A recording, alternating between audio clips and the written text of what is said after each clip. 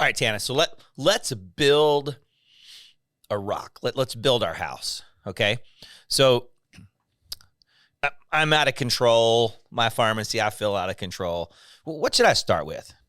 What's the rock? First step. Give me my foundation. What's my first thing? Go do this first. So I feel like the medication synchronization program really got us on a better workflow. And we've been doing this now for 12 plus years. And we just doubled our sync patients in November of this year. So, everything is, and then those patients are your captive patients, right? Because they get all their medications from your pharmacy. Yep. So then you target them for what other services can I help you with? Specifically immunizations. That's kind of easy, right? You can do that by age, you can do that by medication, disease state, those types of things. But then what else are we missing? Are these mostly geriatric patients? How can we make sure they're safe in their home? What things can we carry in our stores? And then what we do at Bremo, so we have a community-based residency program, and our resident is tasked every year with like a quarterly project to focus with our sync patients. So what are we going to focus on? Okay. We realized this year that we actually don't know how many of our patients smoke. Like we've never asked that question. Yeah. It's There's one of on our those question. it's not in the It's not in our the check- pharmacy it's not in the system is a patient straight file. checklist. You have to do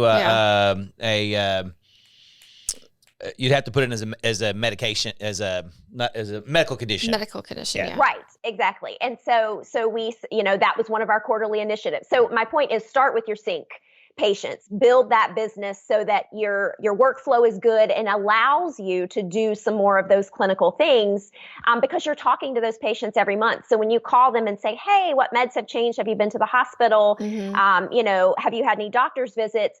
This month, we're going to focus on, or this quarter, we're going to focus on blood pressure goals. Do you happen to know what your blood pressure is? Do you happen to know what your goals are? And so every quarter we do something different. We do it quarterly because changing something monthly we found is just too intense.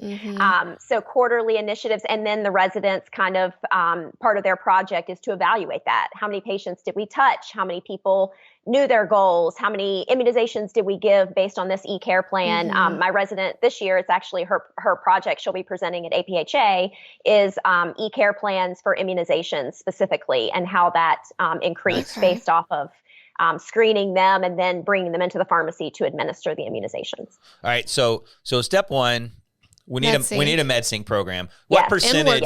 What percentage do you think you would say, hey, so first thing, get MedSync patients to about what percentage of your base? So I'm trying to think of our goal sheet now. I want to say ours is like 80 to 90%. Oh, wow. We have a high percentage of sync patients. Like that's what we do. We take care chronically of patients. And so we want to be their go-to chronic care. We actually at Bremo don't do a lot of acute care. I mean, obviously when they get sick, we're going to deal with that. But a lot of times, if we're closed, they'll go somewhere else for acute meds. We're really taking care chronically of the patient. So that's all of our business models, our goals, everything are based on chronic care of the patient, more so than acute.